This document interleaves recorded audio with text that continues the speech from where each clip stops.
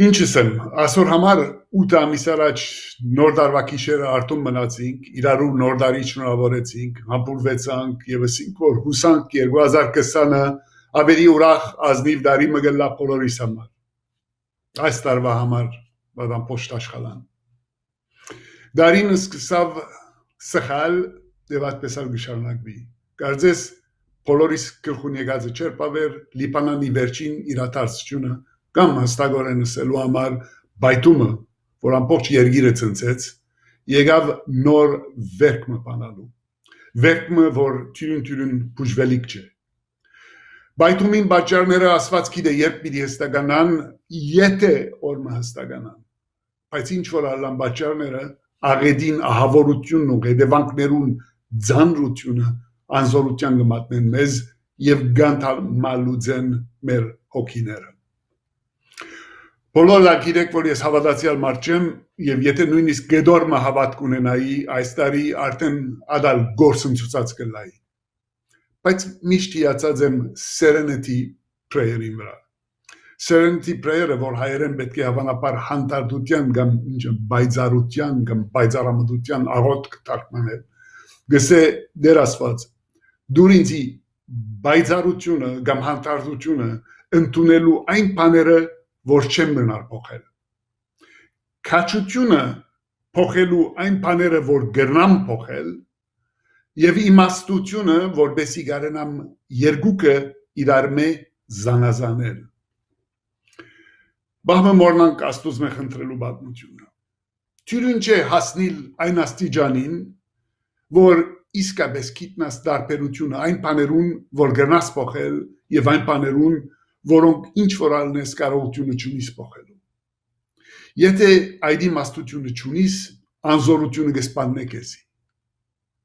Լիբանանի այս աղետին արչև անզորը սկալը ամենեն բնական հագաստեցությունն է հավանաբար, որովհետև մեր բանականությունը այդպես կբարդատրե։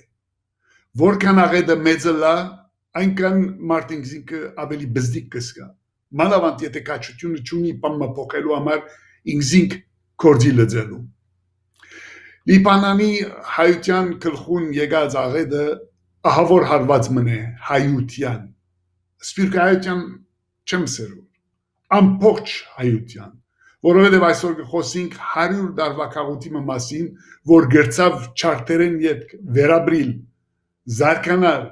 ստեղծել եւ հասնել բոլոր քաղաքտոճախներուն։ Արժանտինեն մինչև հոլանդա, Կանադայեն մինչև Արցախ,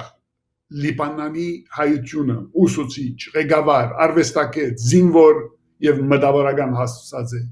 նոր կյանք եւ թարմություն բերելով ամեն դեր ուր որ հայ գա։ Այսօր նույն ատկաղուտը մեզի պետք ունի եւ ամեն մեկերնից առանց բացառության ուր որ արալանք պետք է այդ քաչությունը ունենանք օգնության հասնելու, որովհետև անզորությունը ոչ միայն գանթամալուց է մեզ, այլ գրնա մահվան դատաբարդել ամբողջ քաղուտը։ Հարվածը զորավոր էր։ Ամբողջ